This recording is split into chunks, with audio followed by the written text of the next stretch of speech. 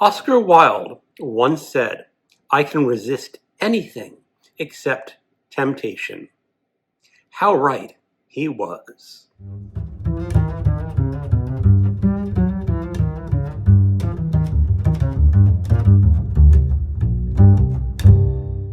Hello, welcome to my channel, another Bibliophile Reads. My name is Greg, and today I am going to be doing an unboxing video. One of my friends who regularly watches my channel and participates in my live shows sent me these two boxes of books, and that is Lee. Lee likes to read her books and then pass them on to other people who would enjoy them. And Lee, I know a little bit about what's in these boxes. I can't remember everything, but thank you so much for sending me these books. I know that I will appreciate them. But let me go ahead and start figuring out exactly what is in these two boxes. And I've got two of them.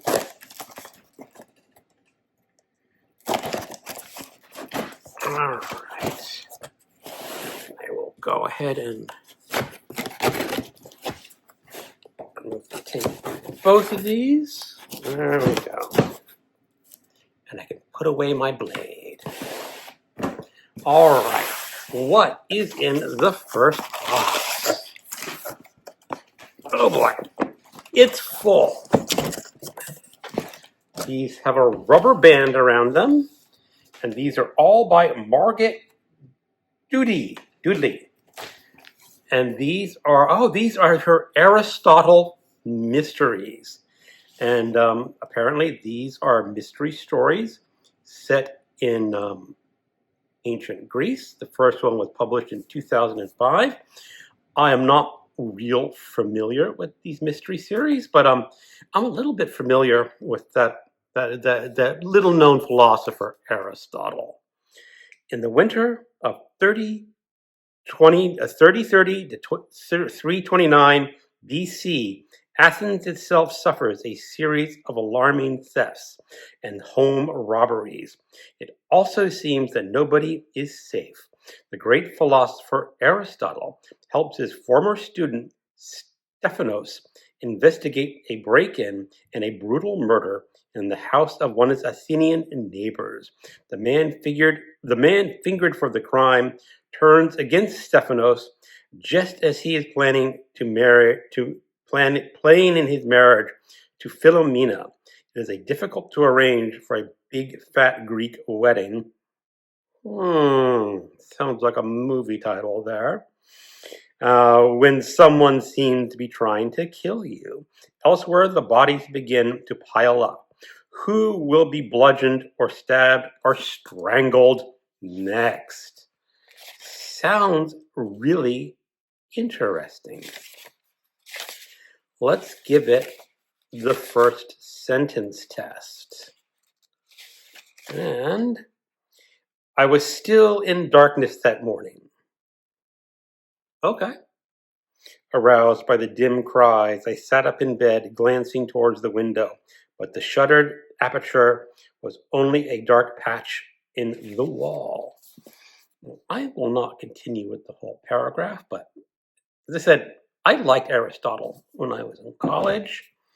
And then we have another of the Aristotle mysteries, Aristotle and Poetic Justice. With her Aristotle detective novels, Margaret Doodley, D-O-O-D-Y, Doodley, I'm just not getting that pronunciation right, brings a Holmesian hero to the bloody streets of ancient Greece. Okay. Third one, Aristotle Detective. This one was published in, let's figure out. Oh, that was in 2078. Let's go to the first one again. Maybe these are not in order, because I said this one was 2005. Yeah, I don't know the exact publication dates. I will figure that out later. Aristotle and the Secrets of Life. Let's check that out. 2003. And Poison in Athens, another Aristotle mystery, 2004. I'm looking forward to those. Let's see what else is in this box. All right, these are her, this is different. This is Spartacus by Howard Fast. If you have not read this book before, it's really excellent. This was the novel the movie was based on. I have listened to the audiobook, and I only picked out the audiobook because I was unable to get a copy of Spartacus, but I might read this again someday. Howard Fast was one of America's most popular authors at one time. Oh, here it is. Eric Ambler, A Coffin for Demetrios. This is a strong contender for me to read for Dr. November. I have another Eric Ambler book on my list to possibly read. This one was in 1939. And the back says, a chance encounter with a Turkish colonel leads Charles Latimer, the author of a handful of successful mysteries, into the world of sinister political and criminal maneuvers. At first merely curious to reconstruct the career of the notorious Demetrios, whose body has been identified in an Istanbul morgue, Latimer soon finds himself caught up in the shadowy world of assassination, espionage, drugs, and treachery that spans the Balkans. A very strong contender for Dr. November. And this is a murder mystery set in Japan. This is the Menji Guillotine Murders, and the author is Futarano Yamada, translated from the Japanese, and this looks like it was originally published in 2012. Let's read the back. Tokyo, 1869. It is the dawn of the Meiji era in Japan, but the scars of recent bloody civil war are yet to heal. The new regime struggles to keep the peace as old scars are settled and dangerous. New ideas flood the country from the West. Let's check out the first sentence. That's historical note. As great wars and great revolutions reach their end, most nations seem to enter a fallow period lasting several years. Excellent. All right, let's check out the second box.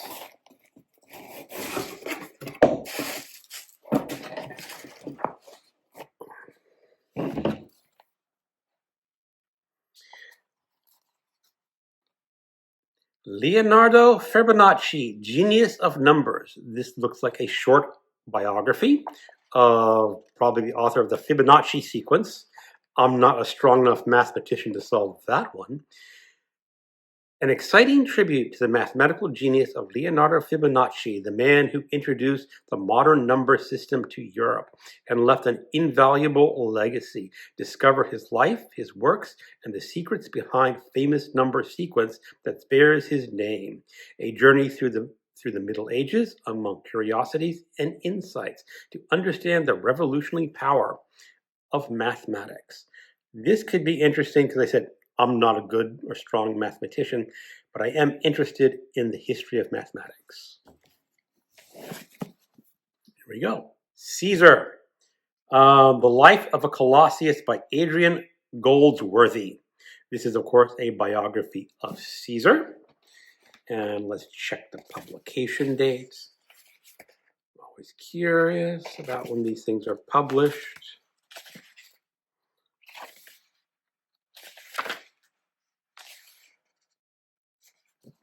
2006, so relatively new biography of Caesar. He's been dead a long time. I guess there's not a whole lot of new information coming out about him. But I'm looking forward to that. All right. More Japanese murder mysteries. The No Mask Murder by Akamusati Takagi. I am really butchering that Japanese name.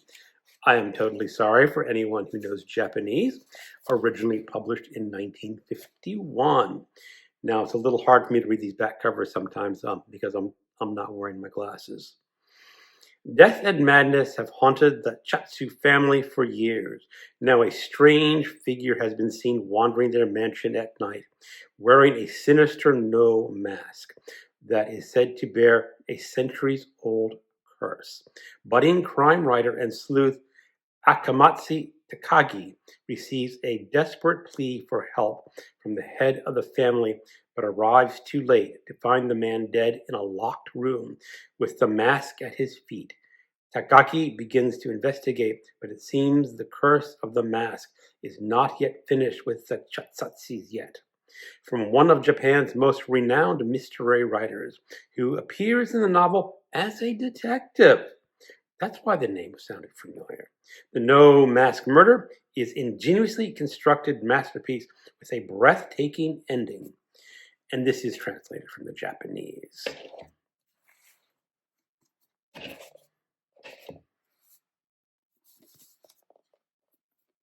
The Devil's Flute Murders by Shiatsu Yoko Maizu, a classic Japanese murder mystery from the author of Honju Murders. And this looks like originally published in 1973. Looking at the front, translated from the Japanese. An ingenious and highly atmospheric classic whodunit from Japanese master of crime. Amid the rubble of post-war Tokyo, inside the grand Tabaxi house, a once noble family is in mourning. The old Viscount Tushkabaki, a brooding, troubled composer, has been found dead. When the family gather for a divination to shed light on the patriarch's demise, death visits the house once more, and the brilliant, I'm not going to try to pronounce this name, is called to investigate. But before he can get to the truth, he must uncover the name of a family's most disturbing secrets, while the gruesome murders continue. The Little Sparrow Murders. Again, a classic Japanese murder mystery from the author of the Honju Murders. All right. This one was 1971. Konyatsuku Kindanachi comes from the remote Onokobi, expecting a peaceful mountain retreat, but finds death stalking him at every turn. No sooner has the famous sleuth learned the decades-old murder haunting the village than a new series of killings strikes the community. And this time the victims' bodies are eerily arranged to elude the lyrics of a children's song. As the scruffy sleuth investigates, the murders continue, with a sinister, stooped old woman appearing before every new death.